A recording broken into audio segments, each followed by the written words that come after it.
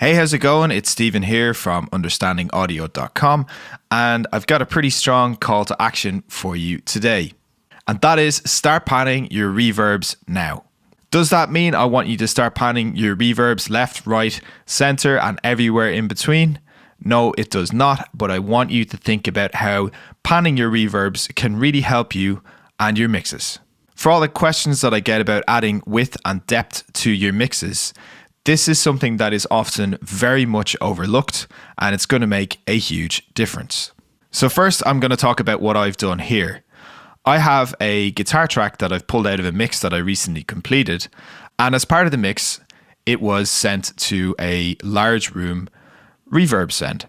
First of all, let's listen to this guitar track with the reverb on and off.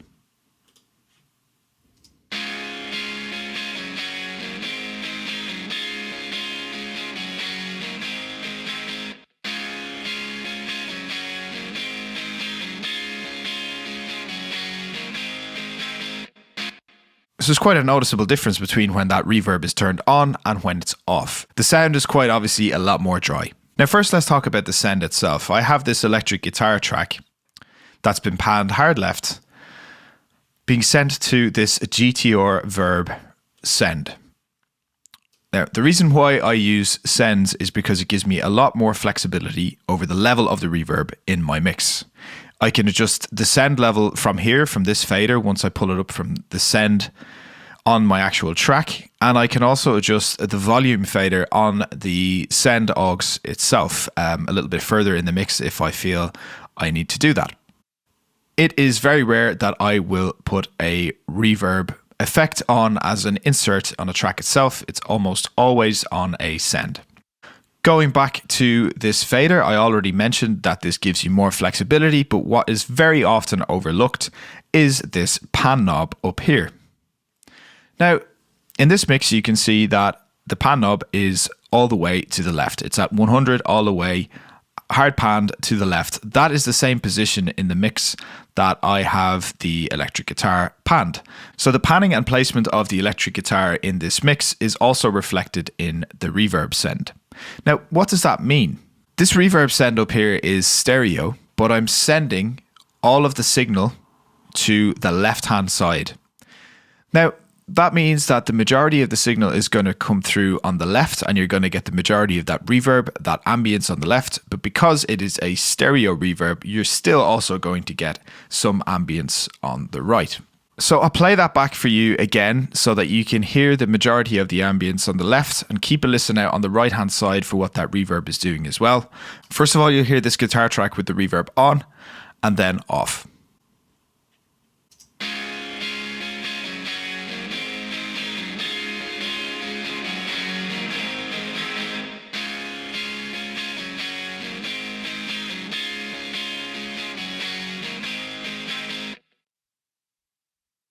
So what that reverb is doing is giving you more ambience on the left-hand side, pushing that electric guitar track a little deeper and wider into the mix, but also giving you something over on the right, giving you some reflections over on the right as well, which gives you more presence for that guitar in the mix. It's just got more space, it's filling up more space, but it's not the actual recording of that guitar track itself. If you just duplicated it and put it over on the right, you wouldn't get that sense of width and depth.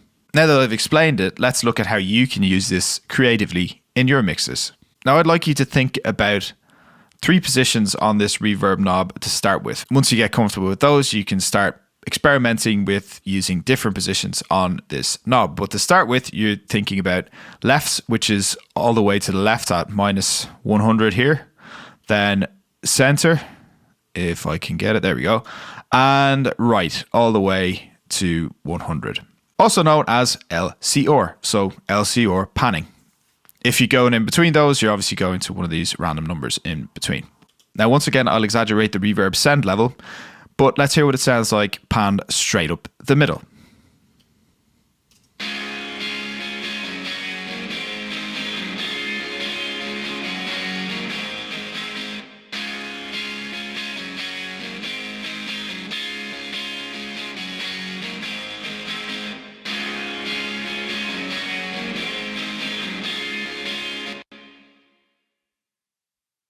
So you can hear when you bring the level of that reverb send up, it's very hard to discern where the original audio, the source audio, is actually coming from, because everything starts to get a bit washy, because as I mentioned, this is a stereo reverb send and it starts to take over as you bring that fader level up. When it's panned down the middle, you're going to have an even level of that reverb coming through on the left and on the right. But say you want to have this panned only to the right, and this is where it can get really interesting. If you just want your dry signal on the left and your reverb on the right, it can give you a really, really cool effect. This can be something that you can use if you only have, for example, one guitar track and you don't have something to balance it on the right. You can leave that guitar track over on the left and you can just pan the reverb to the right, and it gives you a sense of space and width without having to duplicate that guitar track or without having to track anything else to put over on the right. You can get that sense of space that you're looking for and balance out your mix without having to do anything crazy. So let's listen to the source audio hard panned left and the reverb send hard panned right.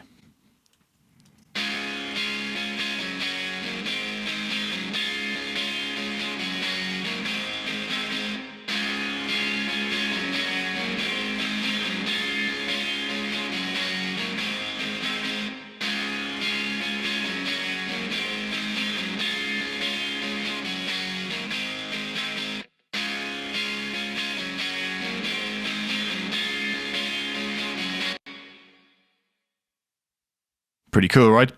You'll also have noticed that even though the send is hard panned right, you'll still get some of that reverb coming through on the left hand side, because as I mentioned earlier, this is a stereo reverb. You're still going to get some signal through on the left. Now I could keep talking about this and experimenting all day, but I'd much prefer to leave that to you. You can use this on any type of reverb that you choose. This example is a large room reverb. You can also use this on any effect that you choose. It doesn't have to be reverb. You can think about panning your delays, chorus effects, anything you want, modulation, harmonics. Start experimenting, start using this pan knob as part of your send effects, and just have fun with it. Remember, there are no rules, and this can really help you stand out as a mixer and help you to create your own unique style. And while we're talking about unique styles, I want to share with you something else for free that you can download and take away with you and implement in your own time. I've put together a free guide for you called The One Hack That Guarantees a Unique Pro Sounding Mix. And if you think what I shared with you here today has helped you, then I absolutely guarantee you that what's in this guide is going to take your mixes to the next level. Don't just take my word for it, grab it for free today at getpromixes.com and start getting yourself that one step closer to those unique pro sounding mixes that we all want and we know we're capable of. And before you go, don't forget to share the love. Subscribe to the YouTube channel, like this video. Don't forget that there's much more stuff that you can check out at understandingaudio.com. If you're feeling really generous, leave a comment down below and let me know if you already pan your reverbs, and I'll be back with another video very soon.